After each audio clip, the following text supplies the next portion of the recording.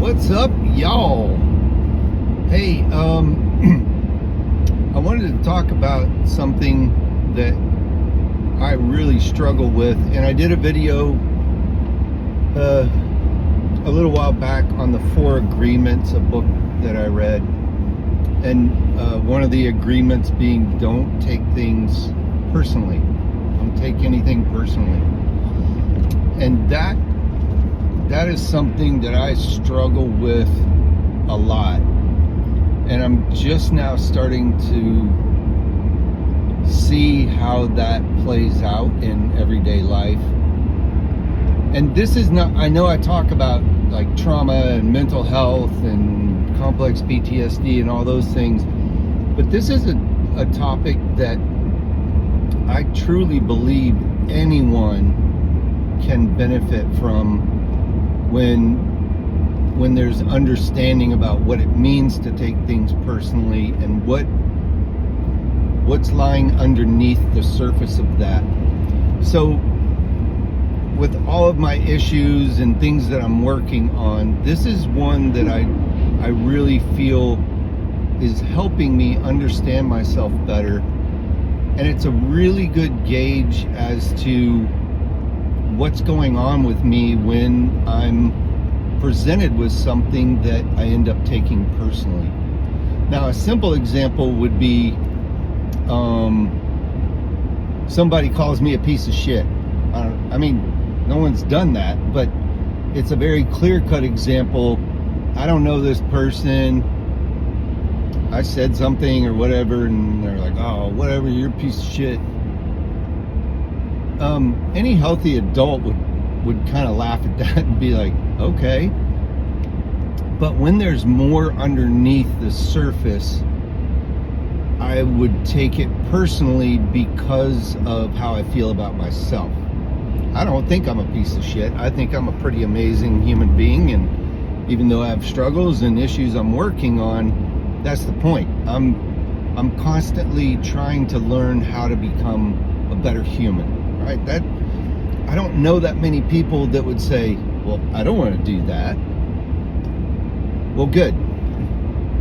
One thing about taking things personally that plays out in my life, there's a good example that came up that Megan and I talked about this morning, and she actually texted me. She's like, hey, maybe on your drive you could do a video about this. So here we go. So I'm in coffee. If you didn't know that, I'm a coffee roaster. I own Coopville Coffee Roasters. I love anything that has to do with coffee. So one of the things that I enjoy doing is making coffee every morning and taking it up and having coffee with my wife. And we have this neat little coffee bar that Megan totally did, set up, installed the shelves, all this kind of stuff. The clearance above the coffee pot is plenty to move it in and out, but I have to pull it out to put in water and put in the coffee and start it. And last night, she noticed that it was still pulled out. And she'd noticed this before, but just hadn't really said anything. And she said, hey baby, when you finish making coffee, can you just slide that back under the shelf? I was like, yeah, okay. Well, this morning I woke up and I was making coffee and I thought about that and I slid it back under, and I thought, that was kind of shitty. Like, of all the things that are out of place in our house, I mean, we have a clean house, but things get cluttered and that sort of thing. And, you know, there's kids and things end up on the floor, whatever. Like, shit happens.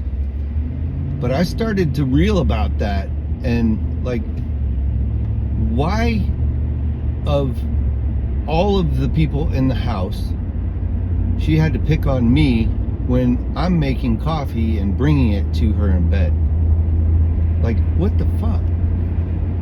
I took it personally. But in my effort to understand myself better, I started thinking, what is such a big deal that I can't just slide it and not be pissed off about it? And here's what I came to the conclusion I came to was, I took it personally because I didn't realize or put two and two together.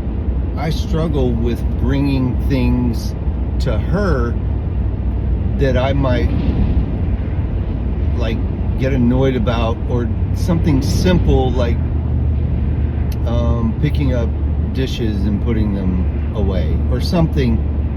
And so I was really irritated about it, and so I sat down and wrote. I'm currently reading a book by Anna Runkle. She's on YouTube. She's a crappy childhood fairy, and she talks all about complex PTSD and trauma and how it affects us and all that kind of stuff. She's fantastic. Look her up. But her book called Re-Regulated, she does something called the daily practice. And one of the things you do is you write, I resent whatever, so-and-so, for this. And I was like, okay. I resent Megan for asking me to put away the coffee pot. And I read through it, and then what you do is, and I'm still new to this practice, so please don't quote me on this, but I basically crossed that out and rewrote it and said, I resent Megan for being able to bring up small issues that irritate her because I can't do that myself. And that is a huge shift in thinking for me, because I had to look at, it's not about her telling me what to do and ignoring everything else in our house that could be addressed. It was that I struggle with bringing things up to her because, one, I don't want to hurt her feelings. I don't want her to feel like I'm telling her what to do. But by doing that, what happens is I do think I'll just do it grudgingly.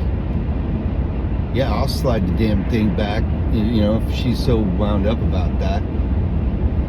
Instead, I have to think I need to be able to bring things up, because what happens is when I grudgingly do things that she's requested, or I just pick up things and like, God, why do I have to do this? And then it starts to become like an angry thing. And in reality, it's about my inability or my way of going about bringing those things up. Because then what happens is it builds up and my emotions get out of hand, which is a very real thing with me. And then I blow up. Why can't you just pick up geez, why? That is totally not what it's about. And it made me think I need to be able to just lovingly say, hey, you know, it kind of bugs me that this is happening. Do you think we could figure out how to fix this? And instead of reacting, I'm proactive and thoughtful and careful and unemotional about things that I know will wind me up later because of how I view them. I hope this is making sense. So in my life, taking things personally, like it could be a rejection. I've talked to my kids about in relationships, like when you're young and you're dating, and honestly, every dating relationship ends. Like none of them stick except for one. And maybe that's the person you end up with marrying, and whether it the marriage lasts or whatever. The fact is, every relationship ends. And instead of being attached to that one thing and putting everything into it and then it ending for a good reason, you're just not compatible. Like, dating is about learning how to be in a relationship, learning what is good in a relationship, what works for you and your personality and how that connects with the other person or doesn't. Megan is my chosen one. We have chosen each other and are committed to each other, and if I can't learn to bring things up with her that might be bothering me, they do turn into resentments. And resentments are so insidious. They can be so small and subtle and then just bleed out into the relationship in so many other ways. Whereas if I look at it in a healthy way and say, well, that bugs me. Maybe it's about me, but I'm not sure. So why don't I just talk to her about it? And just so you know, Megan is always aware of what I talk about on my videos. It's not a secret or anything, but it's so refreshing to be able to have healthy communication. I don't have the tool. Well, it's really nice out and sunny. I don't have the tools needed for healthy communication yet, because I spent my entire adult life in addiction, and I've always used alcohol. Was my main substance that I used, and it was never about the substance, it was about the effect. And it would allow me to bury resentments, small resentments against anyone, without having to look at my part. There's always two sides. But when I was using whatever drug I chose to use, the purpose of it was to avoid, to bury, to suppress. And I'm not even talking about like childhood sexual abuse or physical abuse or abandonment. I'm not talking about those big issues that, while they do apply, I mean just the little things like a fucking coffee pot. I mean, and as I talk about it, and as we talked about it this morning, the realization sinks in, and I was tearful at one point. I wasn't feeling ashamed that this was such a big deal to me, because she was happy that I brought it up in the way that I did, which became a very important learning experience for me.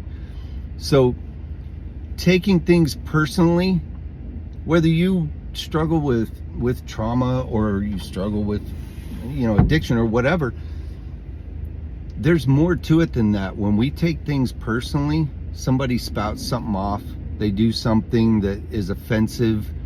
Well, if I can sit back and go, why was I offended that person was loud, arrogant, they think they're the shit? There's so much underneath that. And when I peek underneath and go, oh shit, this is about me. It's not about the other person. It never is about the other person. The only time I get offended or hurt is when somebody does something and I look at it as them attacking me, and I don't look inside and think, why did that hurt? Oh, well, I have abandonment issues.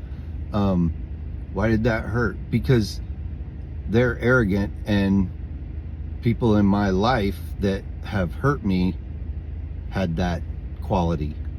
So it allows me to look at other people as they've got protectors that are showing up because they obviously have hurt underneath.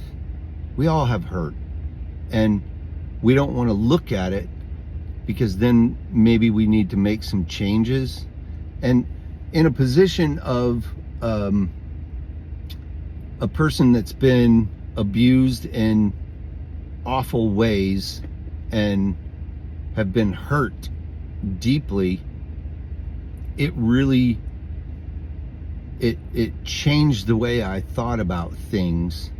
And instead turning inward and saying, what do I need to work on, so that when that does come up, when Megan asks me to do something and I get irritated, I can go, well, I'll be darned, I think I'm having feelings because of these issues.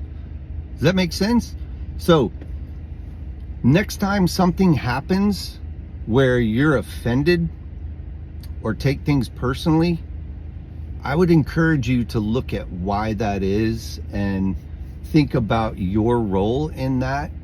And by doing that, it releases you of that burden of being angry or irritated, because really all you need to do is take care of your heart, take care of yourself, and protect yourself in a way by learning what it is that triggers you, why you take things personally.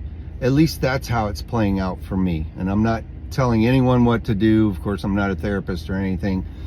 But in my life, when I can look at things unemotionally and analyze them and look at what's underneath, it's so freeing. I feel tension release from my body. I'm not so wound up. And then when something goes wrong with work, I don't feel bad about myself. I'm relaxed. I don't have to take that personally because of this other issue. It just snowballs. So anyway, this is long enough video, but when things happen and you feel offended, irritated, annoyed, or take it personally, it might be a good time to stop and think why that is and how you can look at what's going on so that you don't have to deal with that. So anyway, that's all I got. I love you all, and I hope you have a wonderful day. It's beautiful right now. I'm going to get to work, and we'll see you next time. Bye.